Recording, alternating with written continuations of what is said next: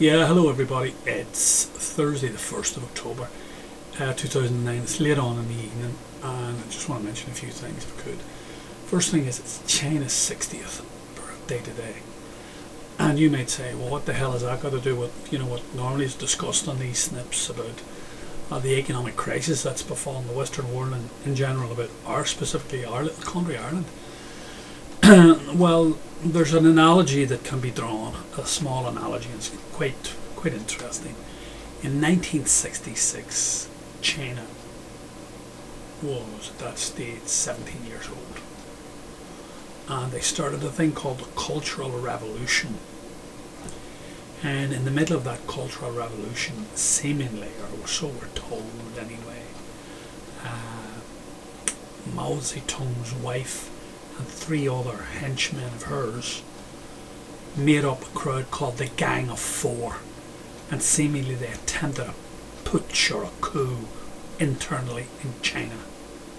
And another one of the guys who was involved in it was Mao Zedong's anointed one, Lin Piao.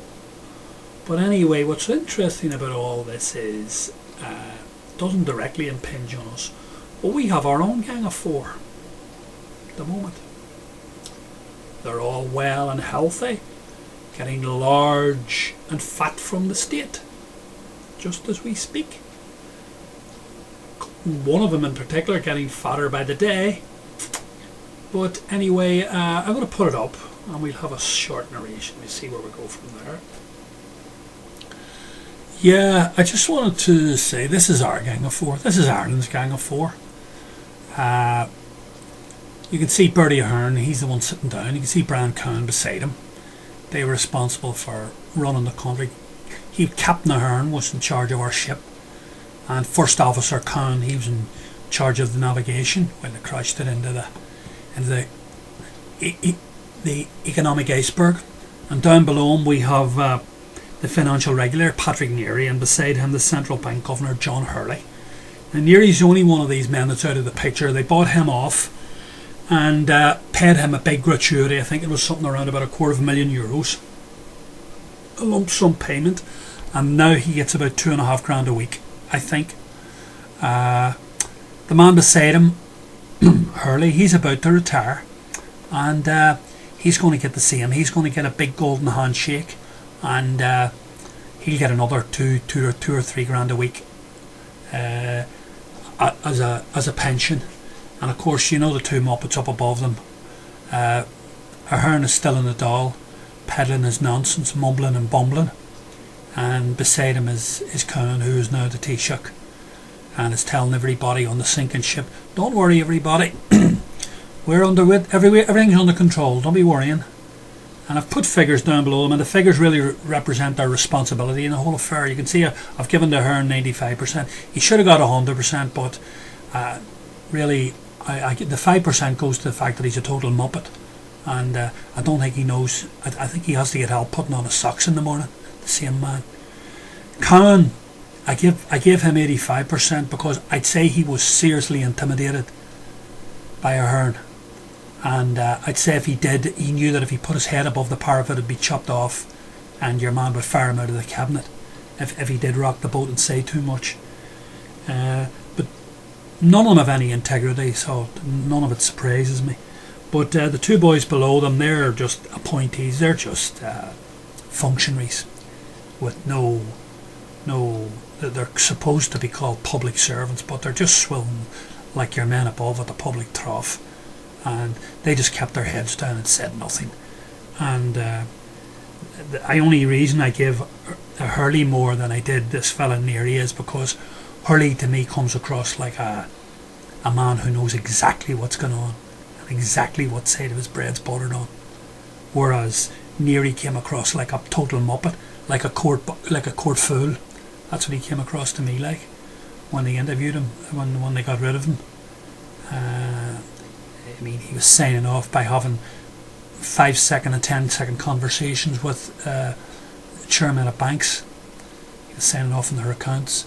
So the whole thing is just rotten from top to bottom. But these are the four main men, and the reason I haven't put in bankers or I haven't put in property speculators is because We didn't elect the property speculators. We didn't elect these bottom two, but they in turn were elected by Cohen, Ahern, or their previous Taoiseach. These are state appointees. These two boys, they don't get this. It's not a meritocracy. They don't get this on merit, the position that they hold. They're brown nosers. That's how they get that position. So the only reason I raised this, is the only reason why it all came up, was because a few days ago I was reading, I think in Newsweek or one of those magazines, about the Israeli Prime Minister Ehud Olmert, who is, as we speak, up on 5 charges of graft and corruption in Israel for taking money off international businessmen. Now, this was the ex-Prime Minister of Israel. We had a man, now he took hundreds of thousands of dollars. We had a man called Charles J. Haughey who personally admitted that he took 14 million in the 80s of local businessmen here in Ireland and international businessmen, and they gave him a state funeral. It could only happen in this country. It could only happen in this country.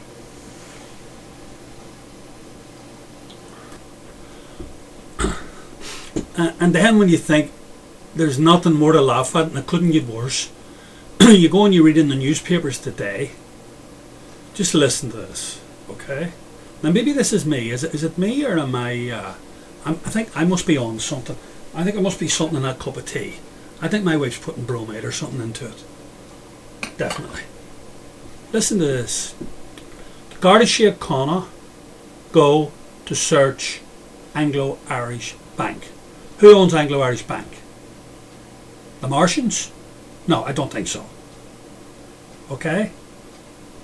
They go to search Anglo-Irish Bank, which we, the people of Ireland, own outright. There are police force. They have to go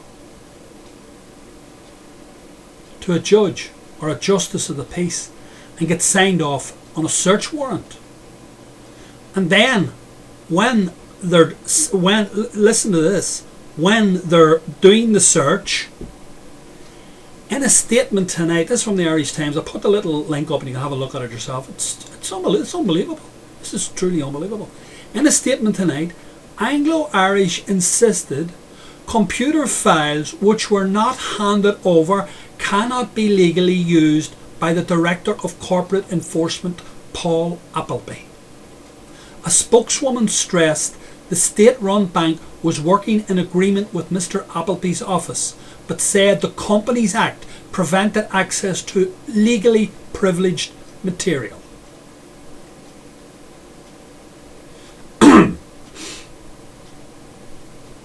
Now, what does that tell you about the sort of country that we live in and we inhabit and we pay our taxes to maintain? I'll tell you what it tells you. It's like it is a scammer republic. It's a total rip-off republic. That is what it is. It's nothing more, nothing less.